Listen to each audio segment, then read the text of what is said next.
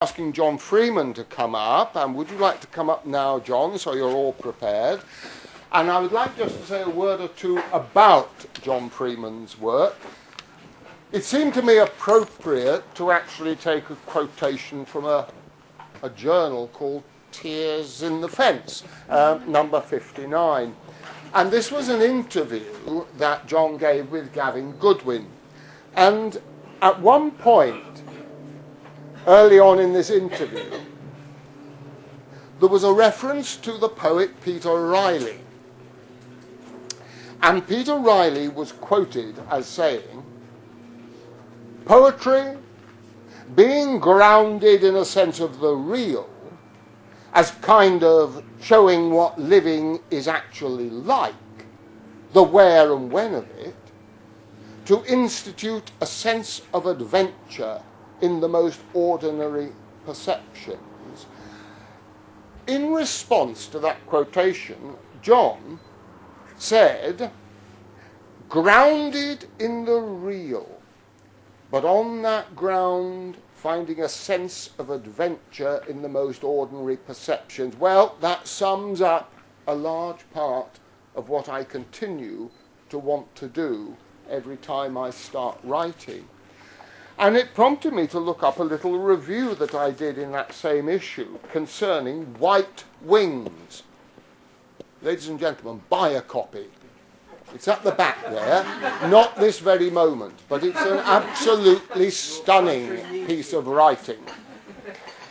And there's a quotation, John, if you don't mind me reading this, from Campbell that goes, "Wishing to fix a nexus of uncertainties in amber, wishing to be true to it, not to coagulate it into opaque certainties by the very act of record. To let the fly out of the fly bottle is our aim too, or at least not to fossilize him more than we can help."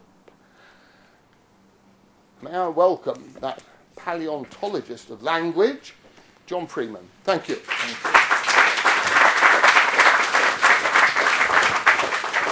I don't think I've ever had such a wonderful introduction. I felt like applauding myself, applauding Ian's speech, and I also felt like saying, am I close enough, that I think I should sit down straight away because it's bound to be downhill from here. I mean, you know, your impression of me can only get worse from that point, but there we are.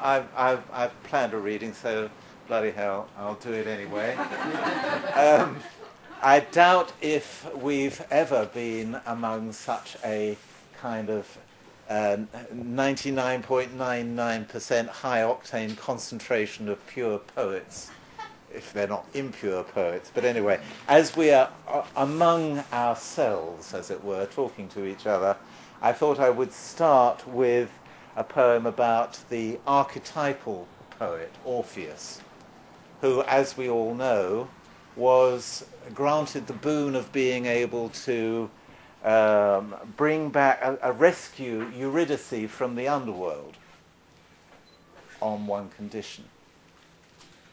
So this is Orpheus just checking.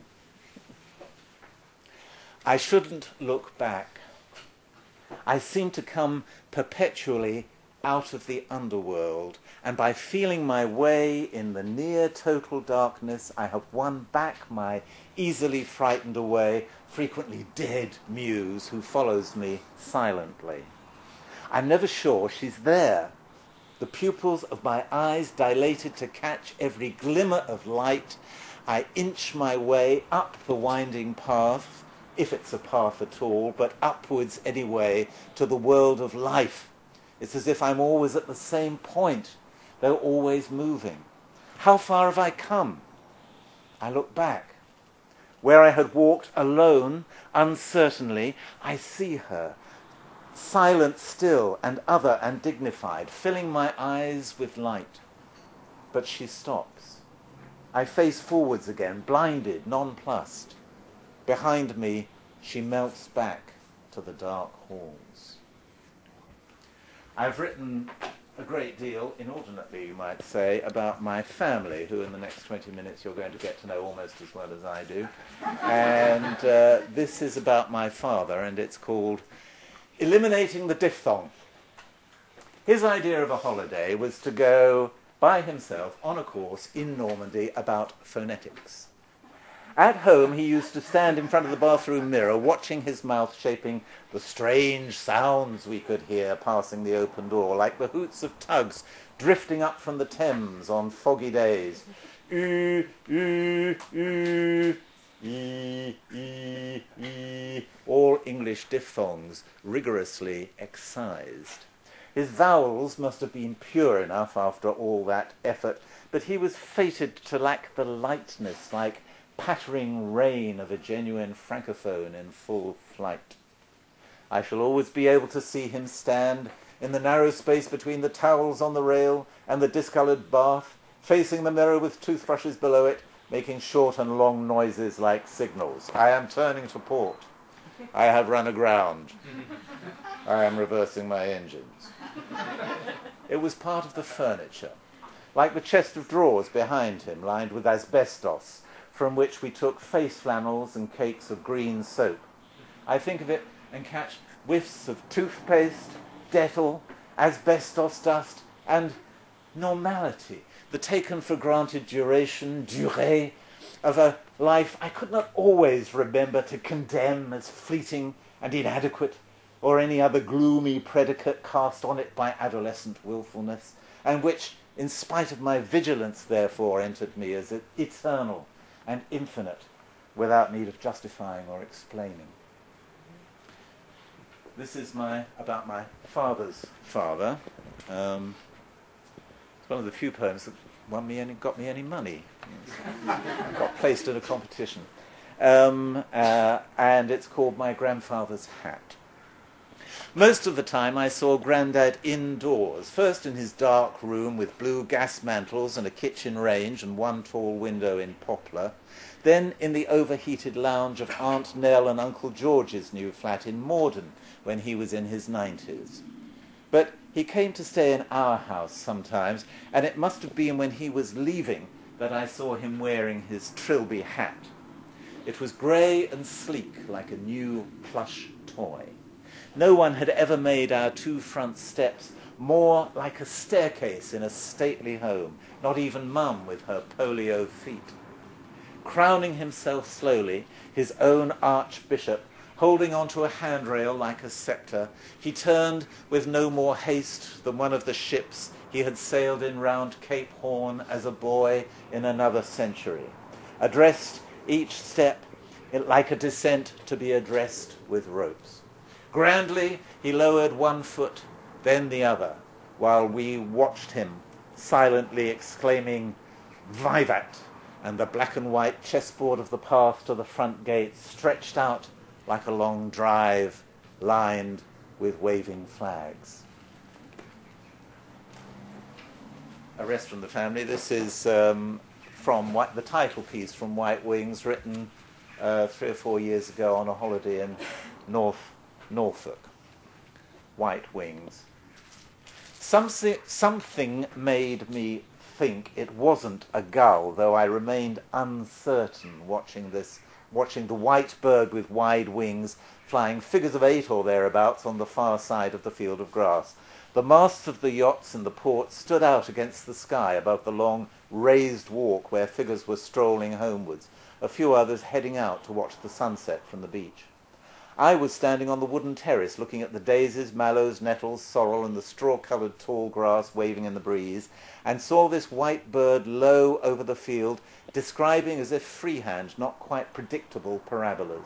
In just one place it swooped, but rose again as if it had been mistaken, as if something that had seemed like prey was something else or had concealed itself. But I doubted if either was probable, if this bird, as I was now becoming sure, was...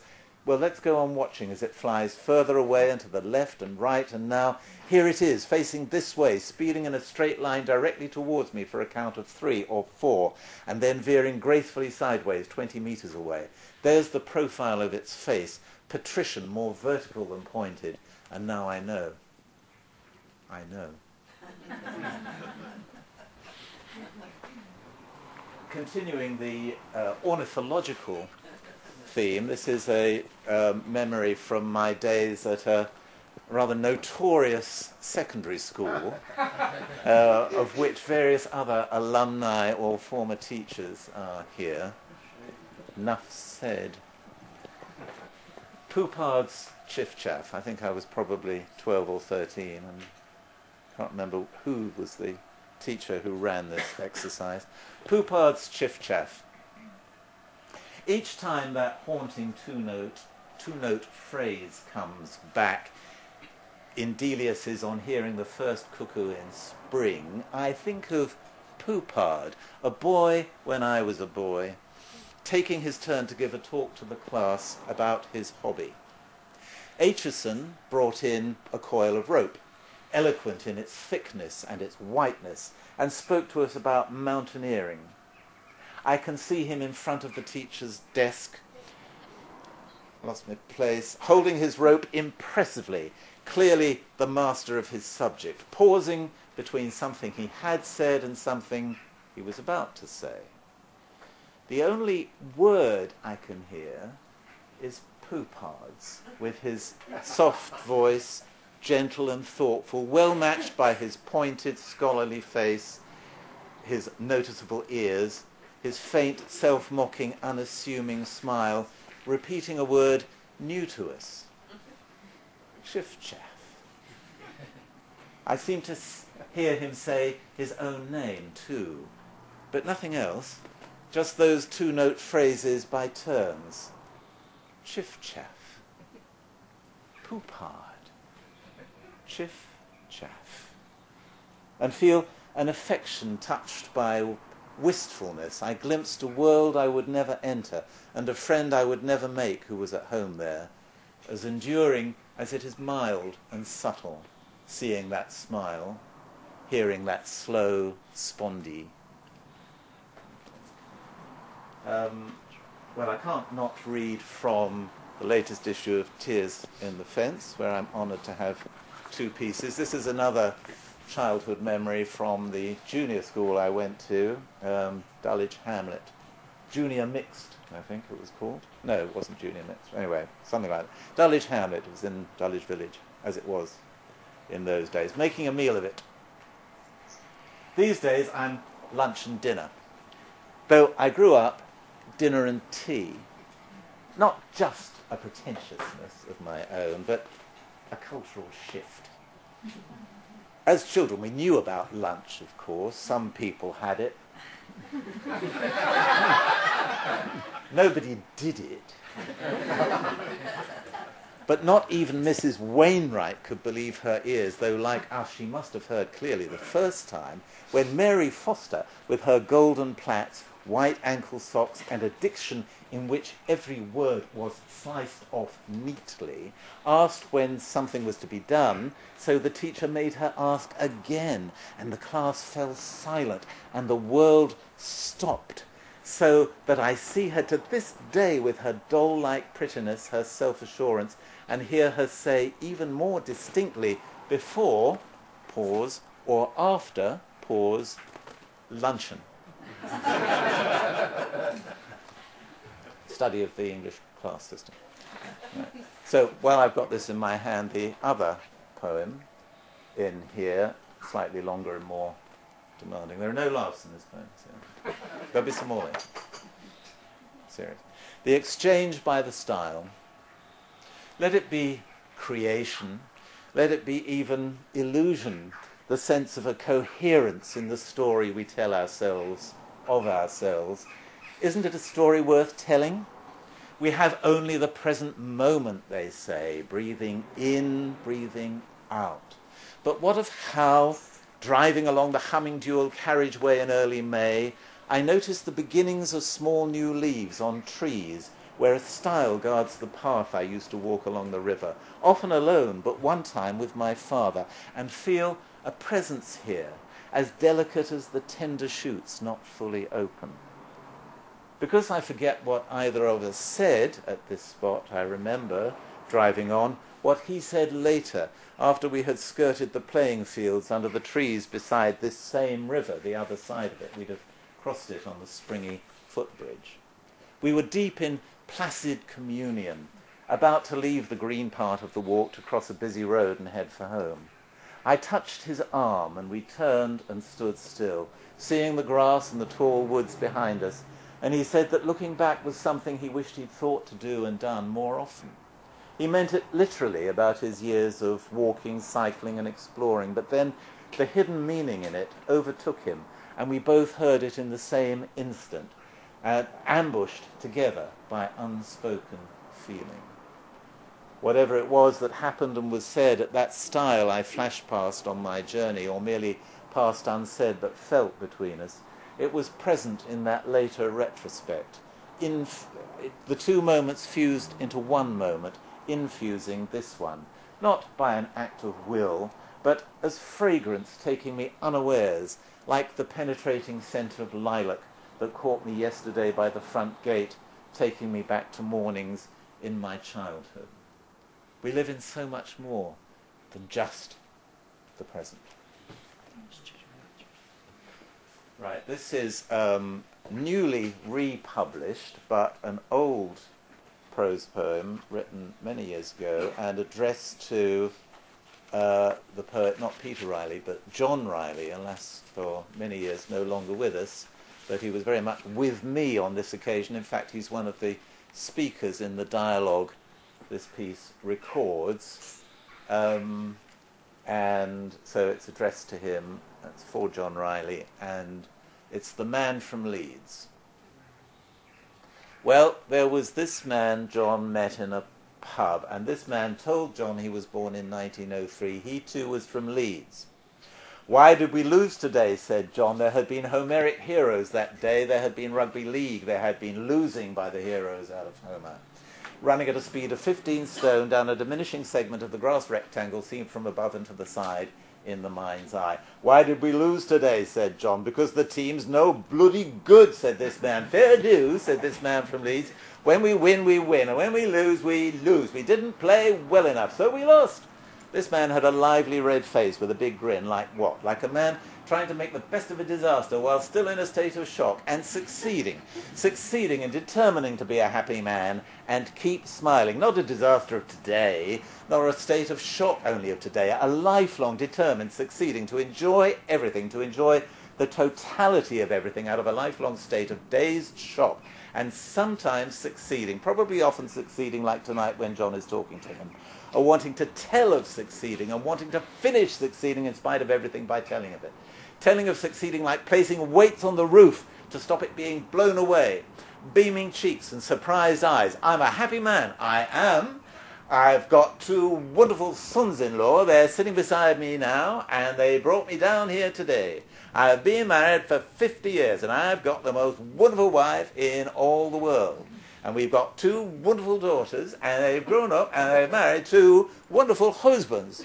And me and my wife, we still live in Leeds. We brought up a family, and they have grown up and left us, and now we live on our own. You can come and see me at my home if you want to. Anyone can come and see me. There's always a welcome in our home for anyone that wants to come. I've got a wonderful wife, and sometimes I want to strangle her, but I couldn't do without her, you know. She's a wonderful woman. I couldn't do without her, I couldn't. Anyone can come and see us any time they like. I'm not taking the mickey, I mean it." "Perhaps I am," said John. And perhaps he was. Perhaps scrupulously, he surely was taking the mickey out of himself and out of the man scrupulously, with almost a professional, almost a dry scrupulousness. Perhaps he certainly was. Perhaps he certainly had to do that for himself. "Next time I'm in Leeds," he said, "I'll come and see you." "Do," said the man, in the tone of what? In the tone of, "Hit me again and see if I flinch. I won't waver. Go on." "Do," he said again, in the tone of succeeding, overcoming a lifelong state of shock, and succeeding to enjoy his whole life at once out of determination, affirming the whole of it from when he was born in 1903, celebrating it out, piling the weight on the roof, the wind tugs at making it firm, looking back over all of it, the struggles. "I've struggled all my life, and I've enjoyed every minute of it." Do you know why I enjoy my life? Because I've struggled. I've enjoyed it all. I have. It's been bloody murder some of the time. And I'm not going to say there haven't been some terrible times, because there have been. But I've enjoyed every minute of it, because I've struggled every minute of it. By now the lights had started to go out. Soon everyone was on the pavement. Several people in the separate confederacies and the sons-in-law and the man from Leeds and John in the cold and lamplight between the pub door and the parked cars. "Good night," said the man. "Good night," said everyone, and walked different ways.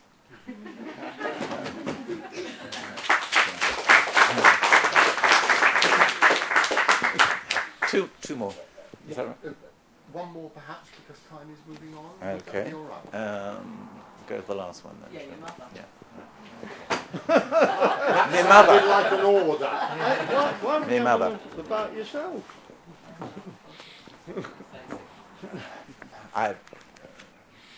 Yes. I can't answer that question. Time presses. It would be. I've left out my daughters, but I couldn't finish without reading about the strongest personality in my family. The game has been given away a bit. This is called "After She Was Dead, My Mother Told Me." She was angry. I was making a fuss about the bit of grass in the cemetery where we had taken turns to drop handfuls of her ashes into a hole for a thin tree to be planted. Closer to nature than anyone I knew, she hated trees because they blotted out the sky, which was worse even than the way they took the nourishment from her garden soil and starved flowers and fruit. Her happiness on a country drive was to see lots of sky. She grew up in a flat countryside, sky everywhere. Her last worldly strength she pushed through her ash to kill the memorial tree, and I had it replaced with a rose bush. But she was still cross about the price the cemetery management charged. She was always scandalised by the cost of a Christmas present bought her or a meal out, indignant at waste. Most of all, she kept insisting, wouldn't let it rest, that she wasn't in the ash or the cemetery. She was wherever she chose to be. "I know," I said soothingly, "but it's a nice spot, as open as any in the neighbourhood, and I can come here and share a joke with you, though of course I can do that anywhere, but the journey here reminds me of visiting you at home. Anyway, 100 yards away over that wall is the house Ted and Vera lived in. You cycled over to see them lots of times, and Quicksave, and the street market where you made special journeys to save 3p a pound on tomatoes. You loved coming here."